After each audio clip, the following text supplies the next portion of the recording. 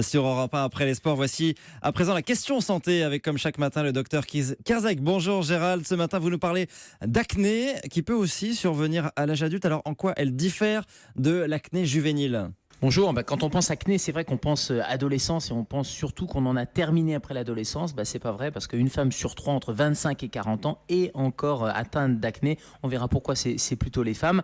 Alors c'est toujours le même mécanisme, adolescent ou adulte, c'est une surproduction de sébum, les glandes sébacées qui vont un peu se boucher avec un kyste qui se forme et une inflammation.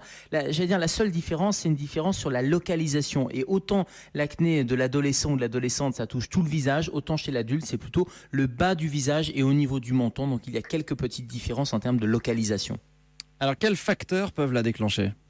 Le facteur essentiel, c'est le terrain génétique. On sait que le sébum, la sécrétion de sébum, c'est sous contrôle des hormones sexuelles et donc toute perturbation hormonale. Mais le cycle menstruel, voilà pourquoi ce sont plus les mesdames que les messieurs qui souffrent d'acné. Eh bien, le cycle menstruel va pouvoir perturber cet équilibre hormonal. Et puis, par exemple, des contraceptifs oraux peuvent augmenter, certaines pilules vont augmenter l'apparition de l'acné. Puis il y a des facteurs favorisants, le stress, l'hygiène de vie, et je pense à l'alimentation, l'alcool, le tabac, ou tout simplement des produits cosmétiques. Certains sont comédogènes et vont augmenter cette production de sébum. Et donc, avant d'aller se dire c'est une fatalité, il faut un diagnostic de peau. Et au-delà du diagnostic de peau, il faut même un diagnostic général parce que l'acné chez l'adulte, c'est pas inéluctable, mais ça nécessite le passage chez le dermato.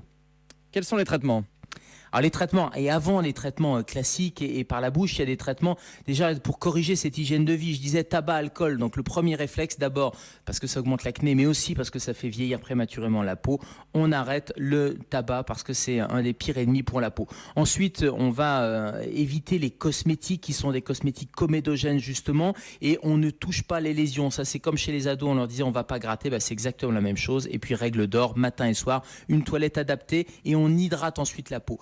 Et une fois qu'on a fait ça, si ça continue, il y a des traitements locaux, il y a des traitements généraux. Ça peut être un changement de contraceptif, ça peut être de la vitamine A acide ou ça peut être un traitement antibiotique. Et là, c'est important que le dermatologue fasse ce diagnostic. Et puis, il y a un traitement naturel, juste un peu d'huiles essentielles dessus. Ça peut permettre d'assécher là aussi l'acné. Mais tout ça n'est pas inéluctable. Merci beaucoup, docteur Gérald Kierzek. On vous retrouve à 10h tout à l'heure dans Allo Europe 1 avec Thomas Touroud. Et puis, bien sûr, lundi, ici même dans Europe 1. Bonjour.